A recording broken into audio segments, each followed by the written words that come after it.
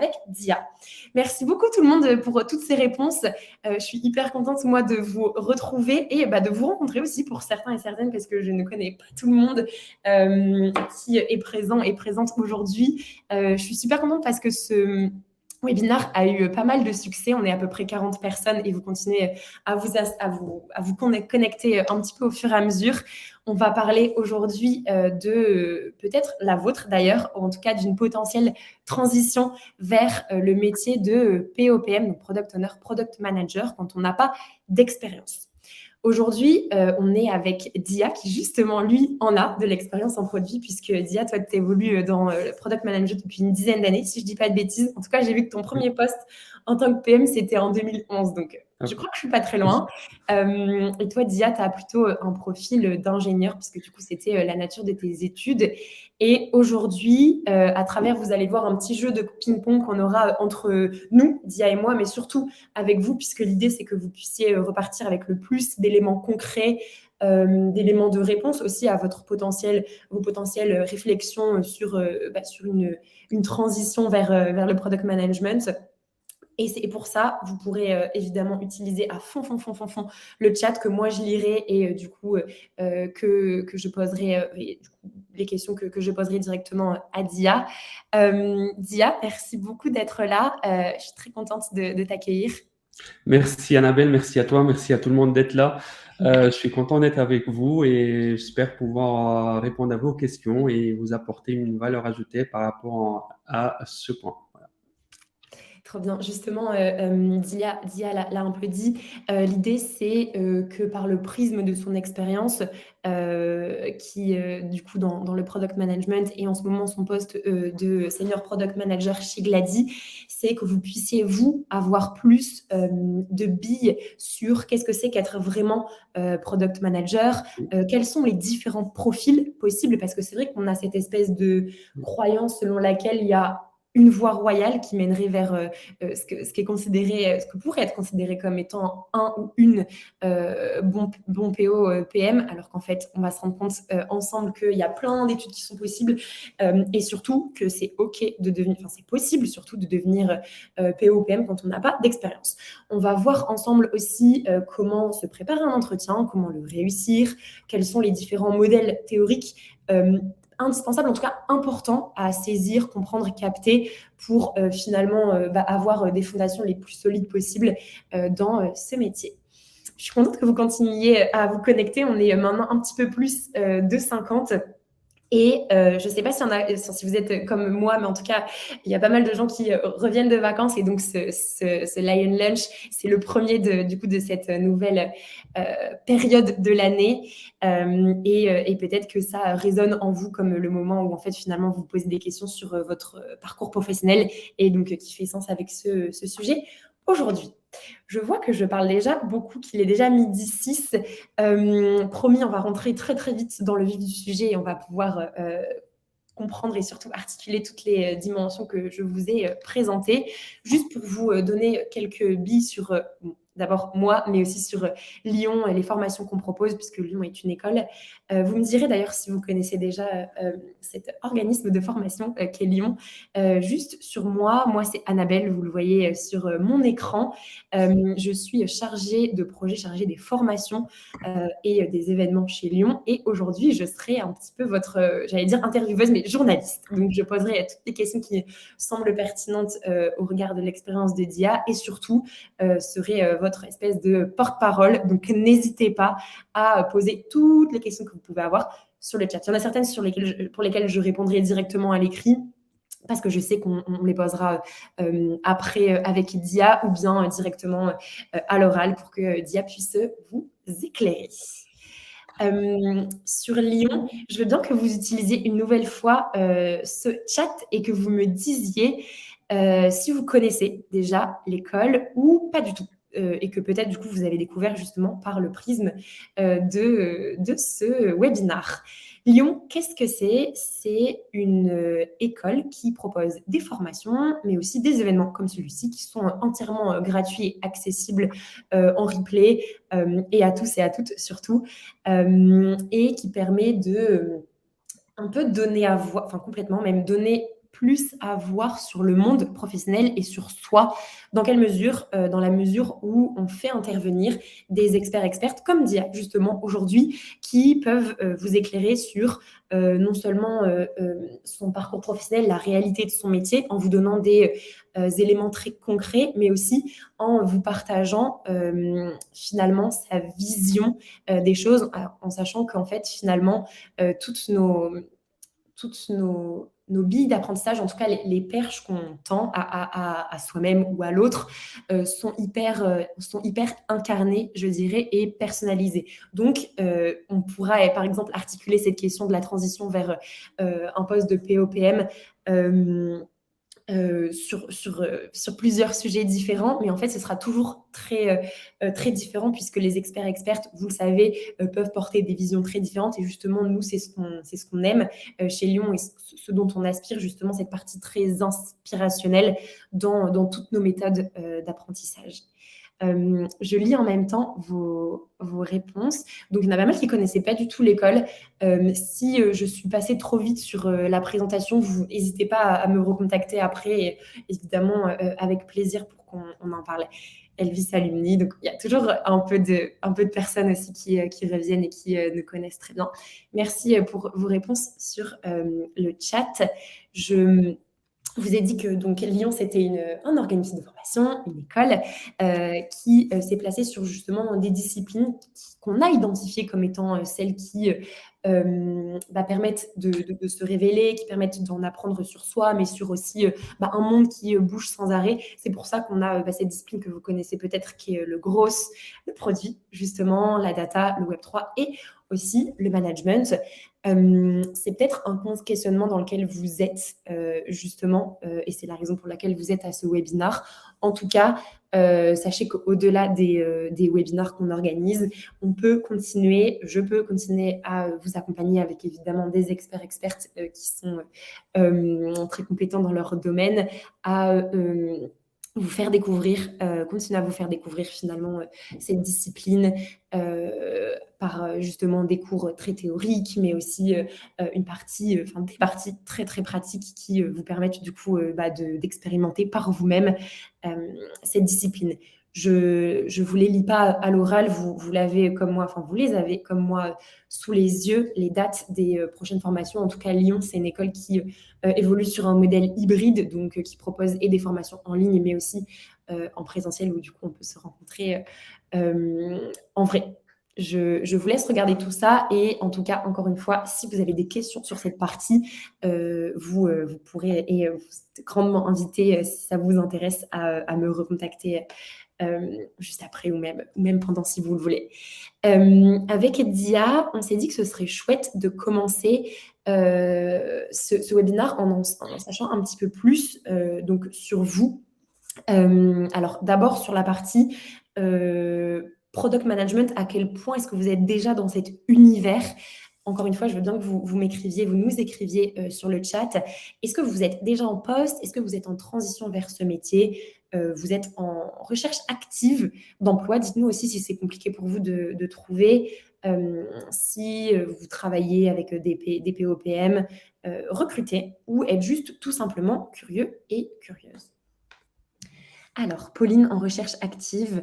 Ok, difficile parce que pas d'offres qui te plaisent, parce que dis-nous un petit peu, parce que justement t'as pas d'expérience et du coup c'est pas ce qu'on te, enfin peut-être que c'est plus des postes seniors. Dis-nous un petit peu plus pourquoi est-ce que c'est difficile. Alors je remonte. Ok, Jocelyn, dev web depuis juin, product manager. Ok, Marie-Céline, en transition vers le métier. Ok.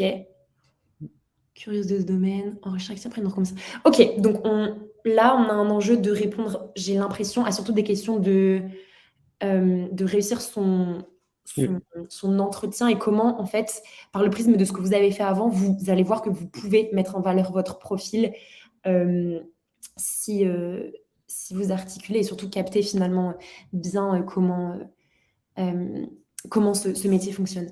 Alors, Céline, j'étais en recherche, mais difficile, car donc il faut 2-3 expériences. Ok. J'étais PM stagiaire pendant 6 mois, après maintenant en formation. Ok. Chef de projet en recherche de formation. Ok, intéressant. Mais merci beaucoup pour OK, on a un vrai enjeu de beaucoup de personnes Mhm. qui veulent, aller vers ce métier. On va pas plus attendre. Je sais que Dia a plein, plein de choses à vous dire et de conseils pour, aussi, vous allez voir, je pense, vous déstresser, vous donner une impulsion. Je vais commencer avec, ma première question pour toi, Dia, qui est très, très simple. Yes. Est-ce que tu peux te présenter, dire quelques mots sur toi pour nous? Oui, carrément. Alors moi, c'est Dia. Du coup, je suis senior product manager chez Glady. J'ai un peu plus de 10 ans d'expérience. Du coup, j'ai pu exercer plusieurs métiers variés, commençant par ingénieur développeur, chef de produit, chef de projet et aussi mentor. Donc voilà, sur le plan perso, j'aime beaucoup voyager. D'ailleurs, j'ai passé 2 ans en Asie du Sud-Est et en Amérique latine. Et sinon, en product manager, en tant que product manager, j'ai peut-être plus ou moins 4 ou 5 ans. Comme tu l'as dit tout à l'heure, Annabelle, j'ai commencé à exercer le métier en 2011, à l'époque où il y avait très peu de ressources sur Internet. Je n'étais même pas connu le métier, surtout en France. Et du coup, principalement, je m'auto-formais en anglais sur des blogs de personnes américaines qui exerçaient le métier, etc. Euh, voilà. Sinon, du coup, mon premier job en tant que PM, je l'ai eu grâce à un contact direct sur LinkedIn. D'ailleurs, on reviendra plus tard sur les consignes pour booster un peu vos chances pour les candidatures. N'hésitez pas à utiliser beaucoup LinkedIn, ça vous aide. Donc voilà, un porteur de projet m'a contacté avec son équipe, on a fait le point, il m'a expliqué voilà les attentes, etc. Vu que j'avais une expérience sur la partie mobile, donc ça a matché direct. Et puis c'était ma première expérience et qui m'a permis un peu d'ouvrir les yeux sur ce monde magique du product management. Voilà. Trop bien. Dia, effectivement, on reviendra sur tous les conseils, toi, pratico-pratiques, en tout Oui, cas, qui ont fonctionné pour toi et que là, on l'a vu dans toutes les réponses que vous avez formulées, il y a un vrai enjeu de mettre en valeur ce que vous avez fait et surtout voir vers quoi aller, comment capitaliser et potentiellement, du coup, trouver ce job qui vous conviendrait dans le product management. Dia, ma nouvelle question concerne un petit peu plus comment est-ce que toi, tu t'es formé, en tout cas, quel profil tu dirais oui, être, avoir pour, en tant que PM? Est-ce que tu es plutôt très technique, oui. en tout cas au début? Et comment est-ce que ça a évolué aussi peut-être ton métier de PM? Oui, alors je pense que avoir un minimum de bagage technique, ça aide, mais c'est pas une condition un peu obligatoire, surtout quand on débute, parce qu'il y a pas mal de notions qu'on va apprendre au fur et à mesure de l'exercice du métier. Mais sinon, principalement, ce sont des soft skills qui sont très importantes au début, avec des compétences un peu de gestion de projet classique. Genre intervenir avec les parties prenantes, planification, suivi de l'avancement, etc. Donc ça aide beaucoup. Donc en termes de soft skills, je dirais surtout la capacité d'adaptation rapide et l'empathie. L'empathie en interne et en externe pour comprendre ses collaborateurs, mais aussi pour comprendre les utilisateurs. Pour la partie adaptabilité, c'est surtout en fait pour ce qu'on évolue dans un monde qui change très rapidement, les technologies, les besoins utilisateurs, le marché. Donc, on est toujours dans une sorte d'adaptation continue. Et donc, un bon product manager, je dirais que c'est un product manager qui a une bonne capacité d'adaptation à différents contextes. Voilà, donc je pense que un peu mon background technique, ça m'a beaucoup aidé au début, parce que ça me permet de comprendre un peu les attentes et les besoins par les développeurs, de faire des specs qui sont compréhensibles, de collaborer aisément avec eux au quotidien. Mais comme je l'ai dit, même si vous n'avez pas de background technique, on a besoin surtout de notions de base, genre comprendre les notions client-serveur, les API, un peu les schémas base données. Mais vous n'aurez pas besoin de coder ou de faire des requêtes SQL ou quoi que ce soit. Voilà. OK, trop bien, merci, merci de nous avoir éclairé sur ce point. Tu dis que, c'est pas forcément nécessaire Oui, d'avoir, un background qui soit très, très, très technique, oui, ni de savoir coder.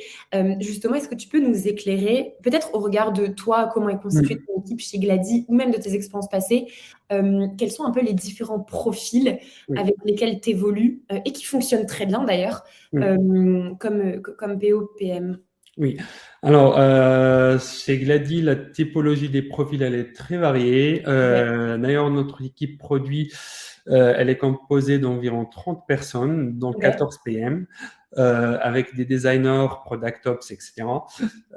Pour les product managers, on a des product managers qui ont fait une école de commerce, donc d'autres qui ont exercé le métier de designer ou qui étaient dans l'équipe support et qui ont fait une mobilité interne.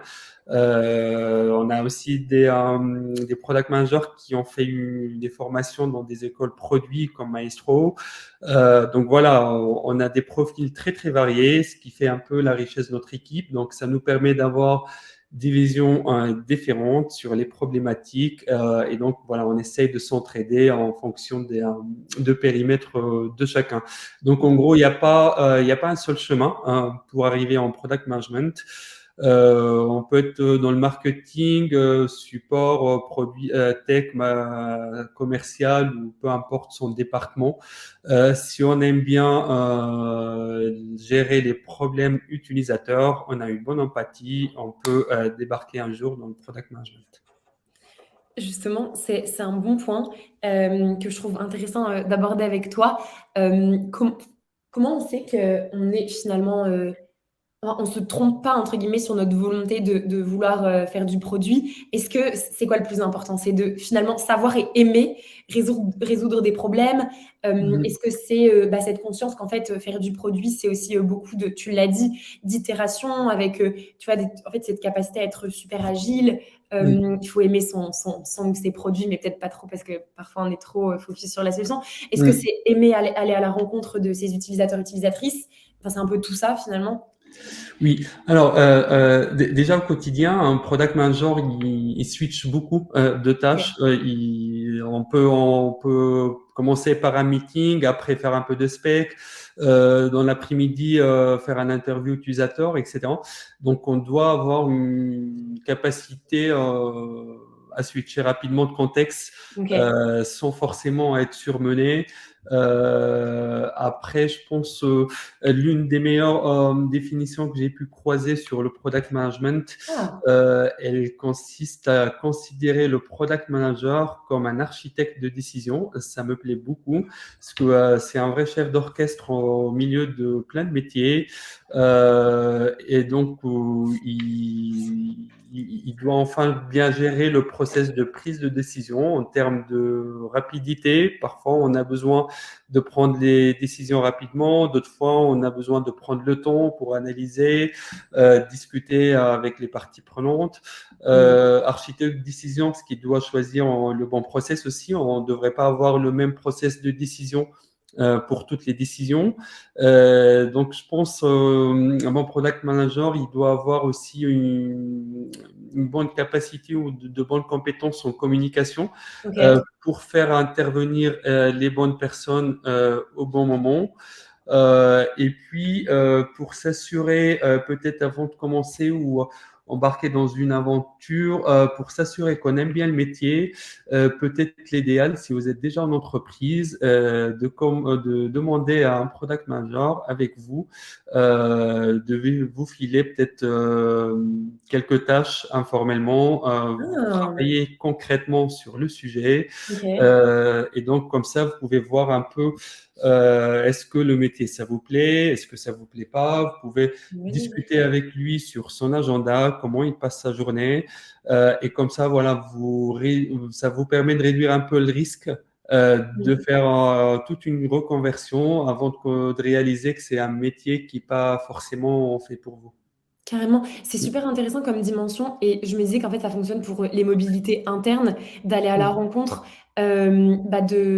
finalement des personnes qui font déjà ce métier. C'est une trop bonne piste et de toute façon, c'est ce que tu disais plus tôt dans le webinaire, mais de mettre les mains dans le cambouis, c'est vraiment là que vous vous rendrez compte Oui. que vous aimez ce métier. Alors, du coup, évidemment, comme tu l'as dit, Dia, il ne faut pas finalement que ça arrive quand vous avez déjà pris le poste.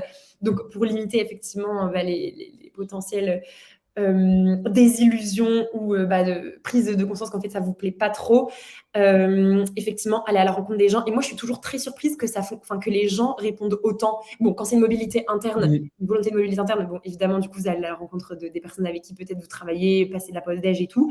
Mais sur LinkedIn, moi je suis toujours surprise que les gens soient aussi réceptifs et veulent autant expliquer leur métier. Donc franchement, je sais pas si c'est déjà une technique que vous pratiquez, vous appréhendez, mais en tout cas, ça peut être une bille assez cool pour vous rendre compte un petit peu du métier.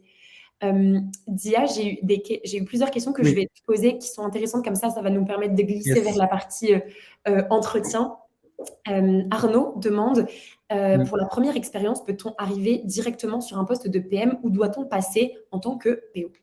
Très bonne question, Arnaud. Enfin, je pense que ça dépend du contexte des entreprises, en fonction des entreprises, la définition d'un product manager ou d'un product owner est un peu différente. Dans certaines entreprises, on fait pas la différence. Product manager ou product owner, on a quasiment les mêmes responsabilités. Dans notre entreprise, le PM, il a plusieurs casquettes, donc plusieurs responsabilités. Y compris les responsabilités d'un product owner. En d'autres termes, le scope d'un product owner est une sous-partie du scope d'un product manager. Après, en fonction des budgets, des moyens de l'entreprise, on peut recruter PM plus PO ou juste PM ou juste PO. Voilà, il n'y a pas de règle générale par rapport à ça. Le plus important, c'est bien lire la fiche de poste pour un peu réaliser ce qu'il s'agit bien d'un product owner ou d'un product manager. Idéalement, après, voilà, le plus simple, c'est de commencer par un poste de product owner qui se focalise plus sur la partie delivery, un peu de design, pour enchaîner après sur des responsabilités un peu plus larges sur la discovery, la gestion des opportunités, le lancement, le post-lancement, etc.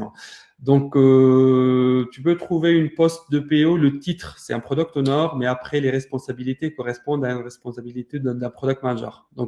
Le titre de poste ne reflète pas forcément la responsabilité. Trop bien. Arnaud, dis-nous si... Ah non, ok, tu l'as déjà dit. Pour cette première expérience de PO, est-il intéressant de passer son PSM1 ou PSPO1 afin de légitimer son apprentissage? Très bon point. Au début, je dirais enfin, il y a peut-être 5 ou 6 ans, c'était très pertinent parce que c'était une vraie valeur ajoutée sur le marché. Aujourd'hui, c'est devenu un peu une norme de trouver des product managers qui ont au moins une certif PSPO1. Je dirais ça aide surtout pour acquérir la base théorique, parce que surtout sur la partie agile, ça rejoint un peu l'ensemble des questions qu'on peut vous poser lors de l'entretien sur les cérémonies agiles, la gestion des relations avec l'équipe, les développeurs, etc. Je dirais, je recommande de la passer, même si ça aiderait pas beaucoup à trouver le job, mais surtout pour acquérir une bonne base théorique. Ouais. Et pour compléter, c'est vrai que nous, on a pas mal de personnes qui font la formation et du coup que j'ai eu en tant qu'apprenant, apprenante, qui justement avaient passé ces certifs, donc espèce de badge, et en vrai qui sont très très intéressantes, comme toi tu dis, Dia, pour avoir des fondations solides. Et en fait, pour qui ça manquait, en tout cas là où ça a pêché dans des entretiens où voilà le recrutement, c'est la partie assez pratique et Oui, justement qui venait en tout cas rechercher chez Lyon pour des formations courtes ou longues avec Maestro, en fait, d'avoir finalement cette rencontre avec des personnes qui sont très différentes, de parler avec des devs, des designers, et aussi pour oui, affiner ce que eux aiment, et surtout qu'ils puissent faire un peu l'expérience de la création d'un produit, puisque c'est ce qu'ils font c'est ça. pendant les formations Lyon en l'occurrence. Donc ouais, en tout cas, c'était le retour que j'ai pu avoir de certaines promos. Et d'ailleurs, Arnaud, si ça t'intéresse, je pourrais te mettre en relation avec des personnes qui, justement, ont passé cette certif-là et ont cherché autre chose pour légitimer leur apprentissage. Alors, je vois qu'il y a eu... ok. Ok, trop bien. Bah, Arnaud, je me note du coup. Alors, je vois qu'il y a eu d'autres questions. Je remonte. Il me semble qu'il y avait Yves et oui, il m'a dit comment passer du métier à product owner? Je suis pas certaine de comprendre la question. Peut-être que Dia, toi, tu la comprends. Du Quel métier, peut-être métier est-ce- d'un autre département, les experts métiers, parce que parfois dans certaines entreprises, on trouve des experts métiers en fonction hein, de la nature de l'entreprise. Je ne sais pas si on peut avoir une clarification sur les questions. Mais sinon, d'une manière générale, je dirais que le plus simple, toujours pour avoir une conversion dans le product management, c'est de faire une mobilité, un plan de mobilité interne en entreprise. Donc, je pense que les entreprises, la plupart des entreprises, elles sont ouvertes à ce genre de mobilité. Donc, si vous êtes déjà en poste, n'hésitez pas à en parler avec votre manager. S'il y a un poste de product manager ou product owner qui est ouvert dans votre entreprise, d'en parler avec le manager, le département ressources humaines, etc. C'est toujours plus simple de faire le switch dans la même entreprise que de chercher un autre job dans une entreprise, parce qu'on a toujours la barrière de l'expérience où on demande une première expérience. Le pain point qui a été remonté par la plupart des étudiants. Donc, je pense que le plan de mobilité interne reste une piste très intéressante quand on commence. Trop bien. Dis-nous si ça répond à ta question. Euh, je préfère pendant et travaille avec. Ok. Donc, c'était bien ta réponse sur la Mm. mobilité interne. Alors, Zup Zup, on était ici. Ça, c'était bon. Euh, ok, Yves qui nous partageait, il manque la première mission. Et bien justement, Dia, Mm. c'était aussi une question de Sandrine. Comment décrocher la première mission? C'est peut-être très lié à déjà toutes les réponses. Oui, tout à fait. Alors, je dirais plusieurs points.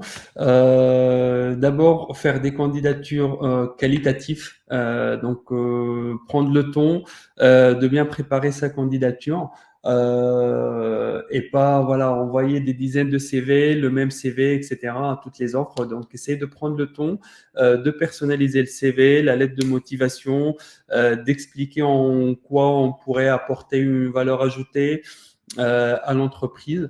Un point très important aussi, d'essayer de trouver le lien entre ce que vous faites actuellement ou ce que vous avez fait par le passé et entre le rôle d'un product manager. Parce qu'un product manager, il fait un peu de tout. Il est au milieu de tous les métiers. Donc forcément, peu importe votre background, vous aurez toujours des points de liaison avec le product management. Et donc, essayez de mettre en valeur ses points, personnaliser sa candidature. Après, n'hésitez pas aussi à demander des recommandations de votre collègue ou votre manager actuellement. Ça aide aussi. Voilà, donc je pense le parcours, quand on n'a pas d'expérience, il n'est pas facile. On a besoin d'être très résilient. Ça demande du temps, mais un jour, ça va payer. Donc, essayez de faire des candidatures qualitatives, de peut-être mettre aussi en valeur des projets personnels, si vous avez travaillé sur des projets personnels, des projets en formation, si vous faites des formations type École Maestro Lyon avec des projets concrets, donc essayez de les mettre en valeur. Voilà, parce que il faut aussi avoir une empathie avec le recruteur, se mettre à sa place. Il reçoit des dizaines, voire des centaines de candidatures. Il a intérêt, parce que toute candidature, c'est aussi un risque, donc il a intérêt à réduire le risque de son côté. Un mauvais recrutement coûte à l'entreprise plusieurs milliers, voire plusieurs dizaines de milliers d'euros. Et donc, essayez de le rassurer que vous seriez la bonne personne pour le poste en question. Donc, préparez vos candidatures, personnalisez-les, préparez l'entretien, les questions classiques qu'on pose aux entretiens. type déférence PM/PO, la journée type d'un PM, la culture produit, qu'est-ce que la culture produit pour vous, un exemple d'un bon produit que vous utilisez au quotidien, comment prioriser, les frameworks de priorisation. Donc voilà, toute cette partie théorique, au moins, elle permet de rassurer le recruteur pendant l'entretien. Donc voilà un ensemble de consignes, je pense, qui pourraient vous aider, mais je suis très conscient des points que vous avez relevés. C'est pas évident le parcours quand on commence, parce que voilà, c'est un peu un cercle vicieux, parce que les recruteurs ils demandent de 3 ans d'expérience. Vous commencez, vous n'avez pas cette expérience, donc on essaye de trouver des alternatives, comme je le disais, highlighter un peu un projet perso, solliciter des recommandations, faire des candidatures qualitatives. Donc ça peut un peu basculer la balance avec le manque d'expérience que vous avez. Hem, Trop bien, merci, Dia pour cette réponse. On a, alors plein de questions. Alors il me semble qu'on était arrivé à OK, Marie-Céline, c'est une bonne idée, de faire effectivement un stage pour, valider effectivement d'abord le Mm. fait que tu aimes ce métier. Je vais en profiter pour rebondir, sur ça et une question qui est venue plus loin sur la force de Lyon et Maestro qui alors il me semble que c'était Cyril, qui demandait, quelle était la valeur ajoutée de Lyon par rapport à Maestro. Les 2 écoles font partie du même campus, à savoir donc on n'est absolument pas du tout concurrents, au contraire. Les experts-expertes font partie du même pool. La pédagogie est la même, qui est justement celle de l'apprentissage par l'expérience. Alors l'expérience comment? Parce que les intervenantes que vous avez face à vous sont des personnes qui sont vraiment en poste comme Dia et qui du coup vous partagent leur réalité, ce qu'ils ont pu voir, la façon dont eux-mêmes ont pu recruter, est-ce qu'ils recrutent en ce moment et du coup vous donnent des tips, etc. Et aussi par le fait que pendant les formations, que ce soit Maestro qui est du coup un bootcamp pardon plutôt intensif de reconversion et Lyon qui est plutôt sur un modèle de cours du soir de 22h où du coup les sessions s'enchaînent semaine après semaine et où vous déroulez un projet fil rouge et qui du coup peut vous servir. En tout cas, je sais que j'avais une participante là sur la session avant cet été qui s'est servie du cas qu'elle a fait chez Lyon en équipe, où du coup elle avait créé un proto, etc. en équipe, justement pour montrer ses compétences en UX, enfin en tout cas tout ce qu'elle avait pu expérimenter avec la formation. Donc évidemment que du coup je dirais que c'est ça la valeur ajoutée de Lyon et Maestro sur ces deux côtés. Mais si ça vous intéresse, je pourrais vous donner plus de billes là-dessus. Elvis et Maxime, qui sont des alumni, vous ont aussi pas mal éclairé sur le chat. Je continue sur les questions. Alors, quel type, ah oui, c'est une super question de Indiana. Donc, quel type de métier peut-on exercer avant d'atteindre le rôle de POPM, enfin de s'en rapprocher le plus? Quel rôle? Je pense que tous les rôles peuvent ramener vers une carrière dans le product management. Il n'y a pas de métier particulier. Comme je le disais tout à l'heure, par exemple, aujourd'hui chez Glady, on a des profils dans le product management qui ont un background très différent, tech, design, marketing, support, et école de commerce, etc. Donc, il n'y a pas un métier en particulier. L'essentiel, c'est d'avoir voilà, les soft skills et les hard skills qui vont avec le métier.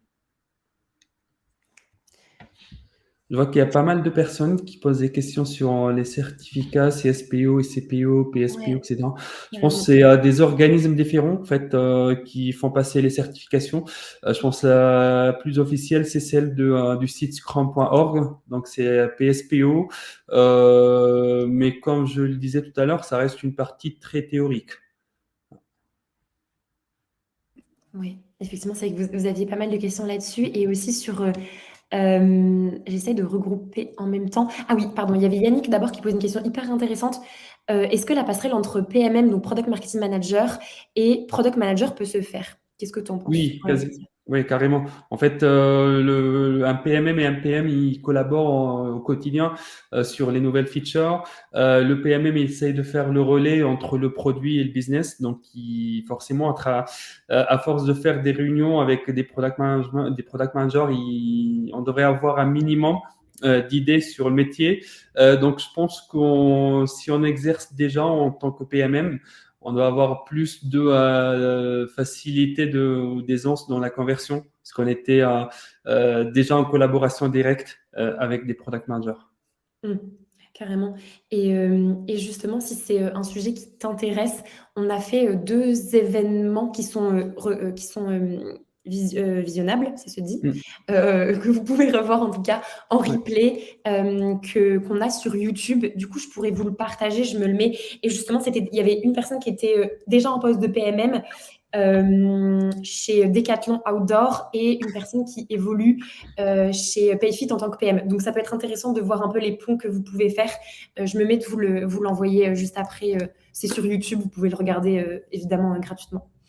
Il y a aussi, oui, Ahmed, je voulais répondre sur est-ce qu'il existe des sites gratuits où on pourrait avoir des exercices pratiques sur la priorisation des US d'un backlog produit.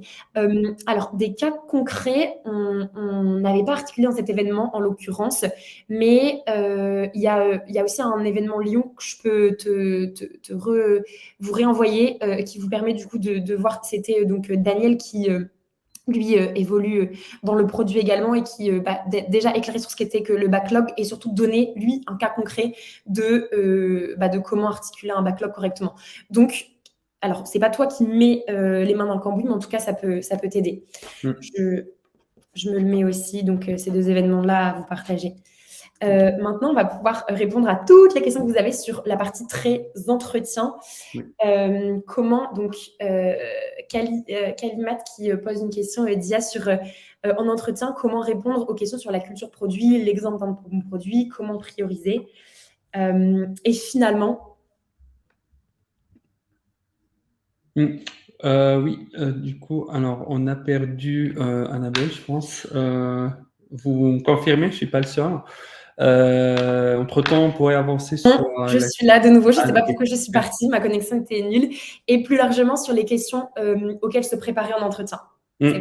Yes, pas de souci. Du coup, pour commencer sur la culture produit, on aura besoin de mettre en valeur le mindset de l'amélioration continue, le fait de partir toujours sur des hypothèses et ne pas considérer son propre point de vue comme voilà une vérité appliquée. De toute manière, le product manager, il essaye toujours d'apporter de la valeur aux utilisateurs. Et la valeur, elle est réalisable et elle est confirmée qu'après le déploiement, après le passage en prod. Donc, pendant la phase de conception, on est toujours en phase hypothèse. Toutes nos convictions sont des hypothèses. Rien n'est confirmé. On s'aperçoit toujours qu'il y a pas mal de choses qui nous paraissent triviales, qui enfin, une fois la feature en prod, on découvre que ça fonctionne pas comme prévu. Et donc, on a besoin de mettre en valeur cette partie-là, d'avoir de la distance par rapport à ses propres convictions. Un autre point, et pour rejoindre une autre question sur la priorisation, le product manager n'est pas forcément un décideur, surtout. C'est un chef d'orchestre, un architecte de la décision. Et donc, même au niveau de la gestion des priorités, il essaye d'aborder d'une manière collaborative, en impliquant d'autres parties prenantes, d'autres métiers, d'autres personnes. Et donc, il travaille pas dans son coin sur un Excel, priorise et après, il arrive aux autres métiers pour présenter sa décision. Ça se passe pas comme ça, surtout dans les grandes entreprises. Donc, c'est un chemin collaboratif. Il a besoin d'être une force de proposition, d'avoir une bonne argumentation pour justifier les choix. Sinon, en question d'entretien, sur les méthodes de priorisation, il n'y a pas une méthode parfaite. Toute méthode a ses avantages, ses inconvénients. Il y a des entreprises qui essaient un peu d'aligner toutes les squads, toutes les équipes sur la même méthode, d'autres entreprises qui sont plus flexibles. Et donc, chaque squad, chaque équipe, elle a sa propre méthode de priorisation. Je pense aussi que ça dépend du stage, de l'étape du produit. On ne priorise pas de la même manière un produit qui démarre qu'un produit qui a 5 ou 7 ans d'existence. Donc voilà, un product manager, il a besoin d'avoir un peu, quand on commence, quelques méthodes, mais au final, on va appliquer une ou deux méthodes. Surtout la plupart, en fait, au final, même si les méthodes paraissent un peu complexes, mais au final, elles tournent autour du rapport coût-valeur. Donc, on essaye toujours de prioriser les éléments qui apportent le plus de valeur et qui mobilisent le moins de ressources possible.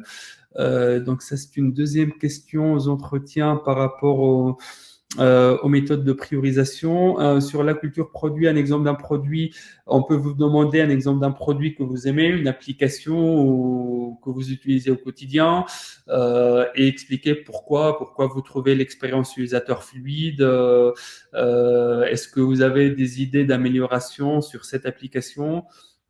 D'ailleurs, pour rejoindre la question sur la partie pratique sur les user stories, vous pouvez prendre n'importe quelle application que vous utilisez au quotidien, un écran, et puis vous entraîner à écrire les user stories avec les critères d'acceptation, etc., sur une application déjà existante. Donc, un réseau social que vous utilisez, votre application bancaire, etc. Et donc, ça vous donne un exercice pratique gratuit déjà en place. Voilà, juste, vous avez le design déjà qui est mis en place. Vous essayez voilà, de faire les pics, les user stories en question. Voilà du coup quelques exemples. Après en ressources, Annabelle vous partagera plus tard des ressources qui pourront être utiles pour les entretiens. Il y a pas mal de sites, il y a pas mal de chaînes YouTube, etc. qui se focalisent sur les entretiens pour product management. Et donc vous pourrez trouver aussi d'autres inspirations. Dia, est-ce que tu peux reprendre sur la partie des questions qui sont en général posées, enfin, du coup les questions qui sont peut-être plus générales au-delà de, tu vois, la culture produit, la différence POPM, pour que ce soit clair pour tout le monde en général, tu vois, à quelles questions s'attendre, surtout quand on n'a pas d'expérience pendant l'entretien. Oui, je pense qu'un recruteur qui vous convoque en entretien et qui sait très bien à l'avance que vous n'avez pas d'expérience concrète Oui. en product management, il va pas aller trop loin dans les questions sur la partie très terrain. Ok. Il va surtout s'assurer que vous avez les bons soft skills qui vous permettent d'exercer le métier convenablement, qu'il n'y a pas un red flag, etc. Donc, ça va tourner surtout sur votre capacité à communiquer en interne, en externe, votre esprit d'équipe, comment vous engagez les parties prenantes, comment vous collaborez avec d'autres métiers qui ont un autre jargon, d'autres intérêts, etc.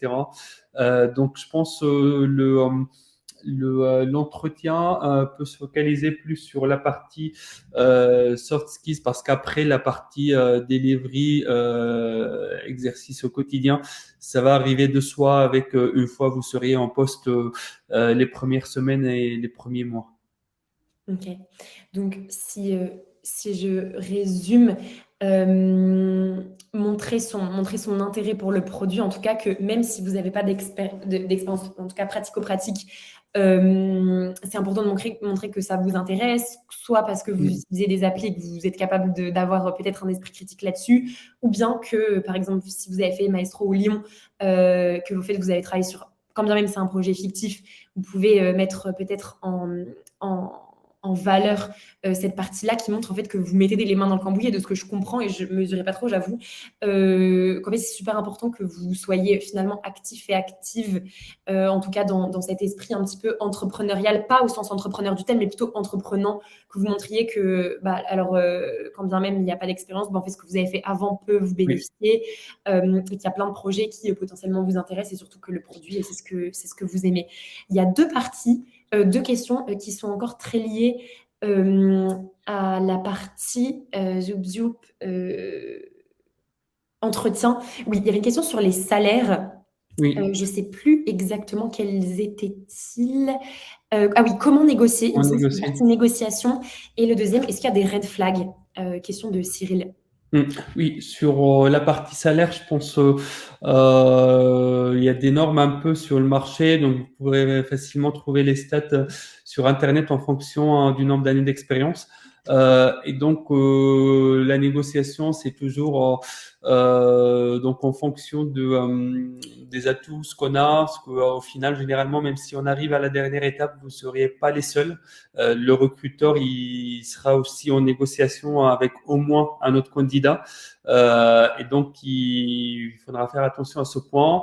Après, accepter le premier salaire et puis demander une négociation après 6 ou 9 mois, ça reste possible. Donc, ça vous permet d'avoir le poste et après d'augmenter votre salaire par la suite. Sur les red flags, en fait, ça fonctionne des deux côtés. Vous aussi, en tant que candidat, vous pouvez aussi checker s'il n'y a pas de red flag côté recruteur.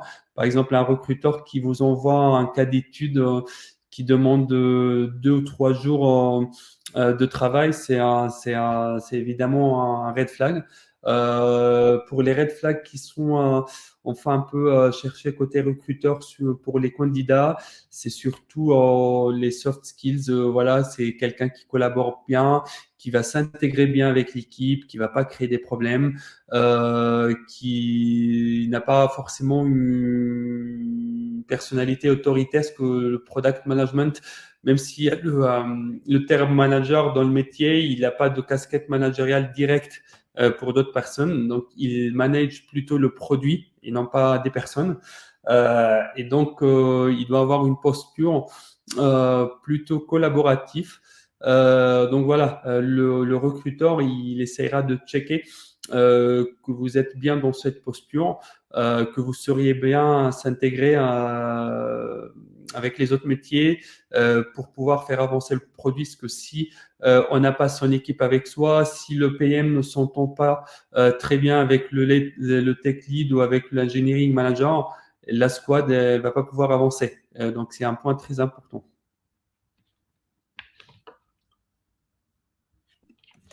Ok, merci beaucoup. Florian, je sais que tu avais une question sur la différence PO-PM. Est-ce que tu peux nous dire si c'est plus clair pour toi ou si Dia a besoin de revenir dessus? Je te laisse nous dire sur le chat. Euh, alors, il y avait une question sur... C'est bon, merci. Ok, parfait. Sur les red flags, tu as répondu à ça. Oui, il y avait une question de Cyril. Donc, c'est vrai que les PM font partie des salaires non-tech les plus élevés du secteur. Mhm. J'aurais tendance à dire oui et non. Oui, par rapport à d'autres départements et non par rapport à d'autres métiers. Donc après, c'est vrai qu'on a de la chance dans le product management d'avoir des salaires élevés, mais ça vient aussi en balance avec la complexité ou la difficulté de trouver un job, la concurrence, et puis aussi avec le métier, parce que c'est pas un métier facile à exercice, mais même si ça reste un métier non pénible non plus. C'est intéressant justement ce que tu dis sur la présence de beaucoup de personnes sur ce marché-là, donc potentiellement beaucoup de concurrence. Mm. Euh, pour toi, comment on peut se démarquer justement en entretien, faire démarquer sa candidature, au-delà du coup de suivre les conseils que tu nous as donnés, à savoir soigner sa, enfin en tout cas envoyer une candidature qui soit quali, s'être renseigné sur le produit. Euh, qu'est-ce qui est important pour toi? Oui, je pense que le plus important en entretien, c'est de rassurer le recruteur qu'on est la bonne personne en termes de compétences d'abord, qu'on a toutes les compétences nécessaires pour réussir en poste. En termes de soft skills, en termes de confiance, tout se passe par la confiance. C'est une confiance mutuelle à construire et donc vous avez besoin que le recruteur vous fasse confiance et donc il faut être sincère. D'ailleurs, généralement, dans les premiers entretiens avec les RH, on va essayer de voir est-ce que vous êtes bien la personne que vous prétendez être à travers votre CV. Voilà, chercher à gagner la confiance du recruteur sur le plan pro et perso. Je pense que ça peut vous permettre de vous démarquer par rapport aux autres candidats. Donc, le plan pro passera par montrer une culture produit solide, essayer de mettre en valeur des projets perso, des cas, des exemples de formation,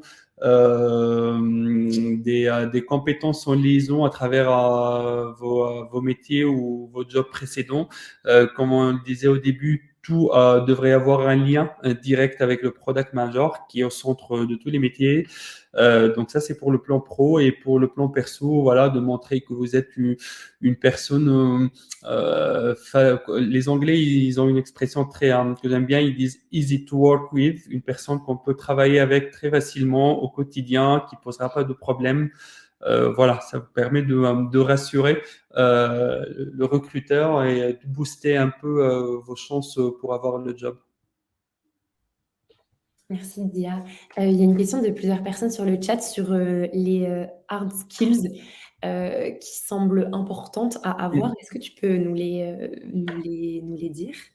Ouais, je dirais, il y en a beaucoup, mais si je devrais faire une short list de 3 hard skills, je dirais en première partie une sensibilité UX, puisque un product manager, il s'adresse principalement à des problématiques côté utilisateur, et donc on devrait avoir une bonne sensibilité UX. Et donc, généralement, ça va de soi avec une bonne empathie. Deuxième point, une bonne ou un bon esprit analytique, donc une bonne capacité à analyser la data, parce que à travers les itérations, on doit analyser est-ce que ce qui a été déployé en prod a été utilisé ou pas, le taux de rétention, le taux de satisfaction, etc. Pour décider en gros est-ce qu'on va investir plus de temps sur la feature en question, est-ce qu'on va la retirer, est-ce qu'on va s'arrêter là. Et donc, surtout quand on n'a pas un data analyst avec soi dans l'entreprise, le product manager, il fera cette partie-là. Et donc, on a besoin d'avoir une bonne capacité d'analyse des data, des graphes, les dashboards. Donc, un, sensibilité UX, deux, un esprit analytique, et puis troisième point, je dirais une culture agile. Donc, à travers la démarche itérative, le cycle de vie d'une feature, comment on passe de l'idée au prod en passant par les discovery, la maquette, les tests utilisateurs, les spécifications, les discussions avec les devs, le QA, etc. Donc, maîtriser tout le cycle de vie d'une feature. Je pense que ça pourrait être très important en termes de compétences pour le product manager. Voilà, donc UX, agilité et data. Super, merci beaucoup. Dites-nous pour les 2 ou 3 personnes, je crois, qui nous posaient des questions sur la partie hard skills, si c'est plus clair pour vous. Rafik, pas de souci. Merci d'être connecté quand même en fin de webinaire. Et bien sûr, c'est ce que je disais du coup aux personnes qui sont là avec nous depuis midi. Vous allez avoir accès et à une espèce de synthèse grâce à Clara qui est avec nous, que je vous enverrai sur votre boîte mail et au replay, évidemment. Je voulais te poser une question, Dia. Alors, n'hésitez pas encore une fois à poser vos questions. Je sais que vous l'avez fait pendant toute cette heure, mais comme on arrive un petit peu à la fin de ce moment ensemble, voilà, posez toutes les dernières questions que vous avez. Dia, en attendant, je voulais te demander quelle serait, toi, si on devait faire une espèce de synthèse des meilleurs conseils que tu aurais à donner pour justement les personnes qui viendraient de prendre un poste. Alors oui, très bon point. Parce qu'il suffit pas d'avoir le job, il faudrait aussi réussir de le garder. Et donc, je pense que tout passerait par un bon onboarding. Donc, quand on arrive, 2 sujets très importants. Premier point, à identifier les personnes clés qu'on devrait travailler avec eux au quotidien, de faire des points, des one-to-one avec eux, de poser le maximum de questions. pour avoir un peu le contexte dans lequel on va travailler, l'historique de l'entreprise, du produit, etc. Donc, n'hésitez pas à poser toutes vos questions. Donc, voilà, premier point, identifier les personnes clés. Et deuxième point, identifier les sujets clés, les sujets sur lesquels on devrait investir le max de temps. Voilà pour les actions. Dès qu'on arrive, après, tout dépend du contexte. On peut arriver en tant que premier PM, on peut arriver sur un premier produit, on peut arriver sur un poste où on n'aurait pas la chance de faire la passation avec le product manager qui était en place. Donc, on aurait moins de contexte sur les sujets en cours. Dans d'autres cas, ça va être une création de poste ou donc une création d'une nouvelle squad. Et donc, on travaillera avec les leaders produits pour mettre en place un peu la vision de la squad, les premières priorités, les premiers chantiers à adresser. Donc, voilà, les contextes, ils sont vraiment divers. Mais je pense dans tous les cas, on doit d'abord identifier les personnes clés et puis les sujets clés pour avancer dessus.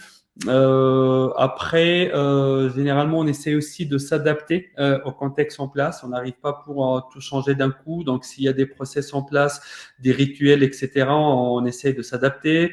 S'il y a des priorités qui ont été déjà fixées, c'est pour une raison forcément. Donc, on peut après les challenger, poser des questions, mais généralement, ce qui a été déjà priorisé, il a des fondations sur les objectifs commerciaux de l'entreprise.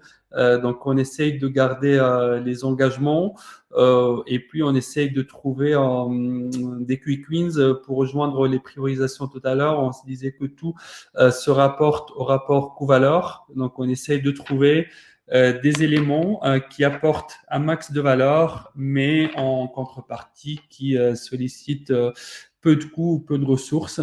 Et donc, pour les pousser, pour commencer par ces sujets. Voilà pour les premiers jours ou les premières semaines en poste. Super, merci de nous avoir éclairci sur cette partie de réalité, je dirais. Vous avez posé pas mal de questions. En cette fin, on va les prendre évidemment. Alors, il y a le bon salaire d'un PO débutant avec 2-3 ans d'IA, si tu as peut-être des fourchettes à nous donner. Avec 2-3 ans d'expérience? Ouais. Ouais, je Alors, dirais. en fait, il y a les deux questions. Il y a d'abord quand tu es débutant ou débutante, et ensuite quand tu as 2 ou 3 ans d'expérience. Ouais, je pense généralement on commence entre 40 45. Après, avec 2-3 ans d'expérience, je pense qu'on peut facilement demander 45, 48. Et puis voilà, ça évolue en fonction de votre expérience. Après aussi, un point important, ça dépend de l'emplacement physique. Les salaires parisiens ne sont pas forcément les salaires en région. Ça dépend aussi des entreprises. On peut avoir des grilles différentes d'une entreprise à une autre. Super, merci. Autre question toujours de Kalima. Yes. Pas du tout. Que fait le PO pendant l'équipe travaille pour développer le produit? Oui, Pendant que l'équipe, OK. ouais, très bon point. Enfin, le product owner, le product manager, généralement, il travaille sur 3 temps en parallèle. Il travaille sur les sprints passés, N-1, N-2, etc., pour analyser les remontées terrain, la data de l'utilisation du produit. Est-ce que c'est utilisable? Est-ce que l'onboarding il est pas assez compréhensible par les utilisateurs? Il travaille aussi sur le sprint courant, comme c'est marqué, donc le sprint N, parce qu'il y a toujours un peu ce qu'on appelle en anglais emergent work, un travail qu'on peut pas prévoir à l'avance. Parfois des conditions que seuls les développeurs peuvent voir dans le code. Et donc, en plein milieu du sprint, ils vont revenir au product manager pour demander de trancher sur des questions fonctionnelles qui n'étaient pas prévues à l'avance. Donc, il travaille sur les sprints passés, il travaille sur le sprint courant, mais il travaille aussi sur les sprints futurs, N+1, N+2, etc., pour les préparer sur la partie discovery.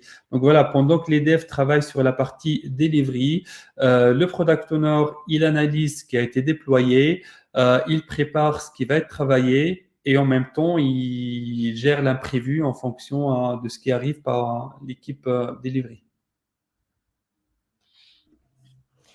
Il y a une question de Sophie. Tu sais, Dia, quand tu parlais Mm.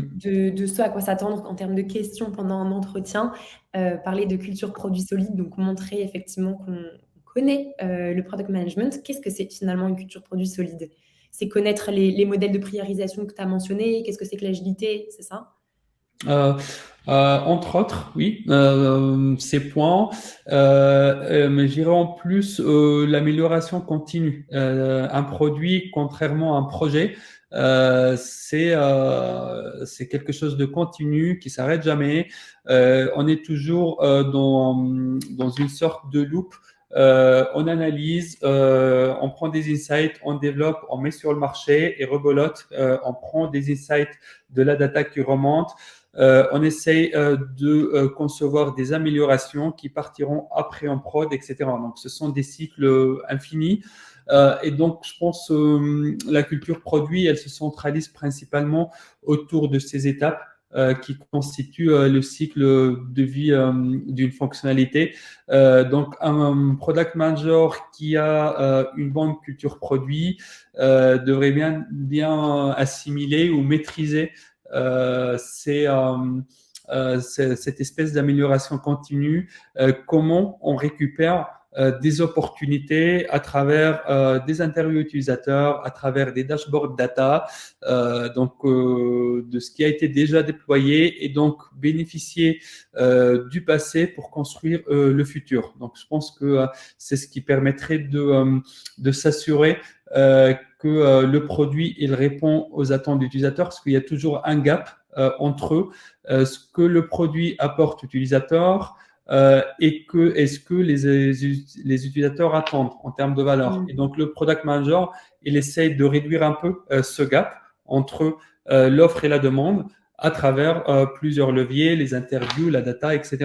Je pense aussi en termes de culture produit, assurer toujours un équilibre entre le business et les besoins des utilisateurs. Parce que parfois, ce que demandent les utilisateurs n'est pas forcément rentable pour l'entreprise ou ne